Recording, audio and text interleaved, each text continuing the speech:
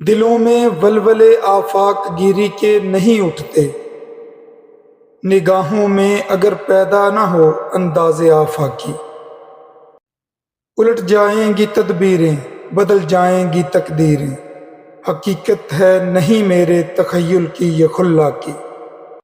اگر انسانوں کی نگاہیں محدود ہوں، وہ اپنے اپنے علاقے سے باہر نہ نکلیں اور آفاق کی وسعتوں کے ادراک سے محروم رہیں، تو ایسے انسانوں کے دلوں میں دنیا کی تسخیر کا جذبہ کبھی پیدا نہیں ہو سکتا۔ مطلب یہ ہے کہ دنیا کو چلانے اور پوری انسانی سوسائٹی کی فلاح کے اقدام کرنے کے لیے اس بات کی ضرورت ہے کہ انسان آفاقی سوچ رکھے اور علاقہ، نسل، زبان، رنگ اور اس قسم کے دوسرے تعصبات سے بالاتر ہو جائے۔ اس وقت تو یہ نظر آتا ہے کہ مسلمانوں کے خلاف یورپ کی تمام تدبیریں کامیاب ہو رہی ہیں، لیکن وہ زمانہ آئے گا جب ان کا توڑ کر لیا جائے گا، تب یہ تدبیریں الٹ جائیں گی۔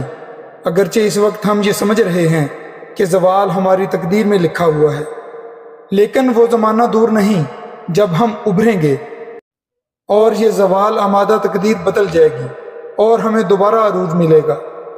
اقبال کہتے ہیں کہ یہ کام ہو کر رہے گا، یہ محض میرا تخیل نہیں بلکہ ٹھوس حقیقت ہے۔